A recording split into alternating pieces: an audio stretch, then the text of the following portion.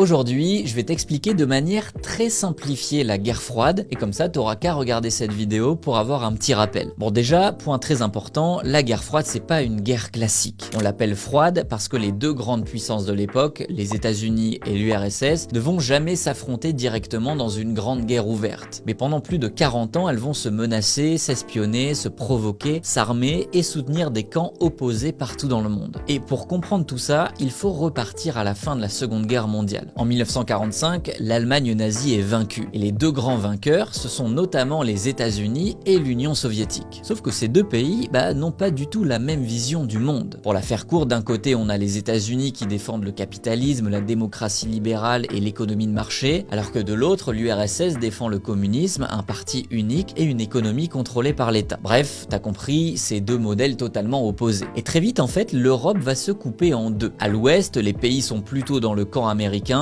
alors qu'à l'est, les pays passent sous influence soviétique. Et ça, c'est ce qu'on appelle le rideau de fer, une espèce de frontière politique et idéologique qui sépare l'Europe en deux blocs. Et le symbole le plus fort de cette séparation, c'est bien évidemment l'Allemagne. Après la guerre, elle est divisée en deux. À l'ouest, l'Allemagne de l'Ouest, alliée aux États-Unis, et à l'est, l'Allemagne de l'Est, qui est contrôlée par les communistes. Et même Berlin, la capitale, est coupée en deux. Et en 1961, les autorités de l'Est construisent le mur de Berlin pour empêcher les habitants de fuir vers l'ouest. Bon, à partir de là, le monde entier entre dans une logique de camp. Les États-Unis créent des alliances militaires comme l'OTAN et l'URSS répond avec le pacte de Varsovie. Chacun veut montrer qu'il est plus fort que l'autre. Et puis surtout, les deux camps vont se lancer dans une énorme course aux armements nucléaires. En gros, chacun accumule assez de bombes pour détruire l'autre. Et le paradoxe, c'est que cette menace empêche en partie la guerre directe. Parce que si les États-Unis et l'URSS s'affrontent vraiment, ça peut devenir une guerre nucléaire mondiale. Donc, ils ne vont pas se battre directement, mais ils se battent ailleurs. C'est pour ça qu'il y a eu des guerres indirectes comme en Corée, au Vietnam ou en Afghanistan. À chaque fois, les deux superpuissances soutiennent des camps opposés sans forcément se déclarer la guerre directement. Et parfois, le monde passe vraiment tout près de la catastrophe. Et le meilleur exemple de tout ça, c'est la crise des missiles de Cuba en 1962. Ça, faut vraiment que tu le retiennes. En fait, l'URSS va installer des missiles nucléaires à Cuba, qui est juste à côté des États-Unis. Et les Américains vont réagir très fortement, et pendant quelques jours, on se demande vraiment si une guerre nucléaire va commencer. Bon, finalement, les deux camps reculent, mais tout le monde comprend que la situation est extrêmement dangereuse. Après ça, il y a eu des périodes de détente où les États-Unis et l'URSS vont discuter davantage, mais les tensions vont jamais vraiment disparaître. Et dans les années 80, l'URSS commence à s'épuiser. Son économie fonctionne mal, la course aux armements coûte très cher, et les pays d'Europe de l'Est supportent de moins en moins la domination soviétique. À la tête de l'URSS, Mikhaïl Gorbatchev tente de réformer le système, mais au lieu de sauver l'Union soviétique, ces réformes accélèrent son effondrement. En 1989, le mur de Berlin tombe, et c'est un symbole énorme. L'Europe coupée en deux commence à se réunifier. Et puis en 1991,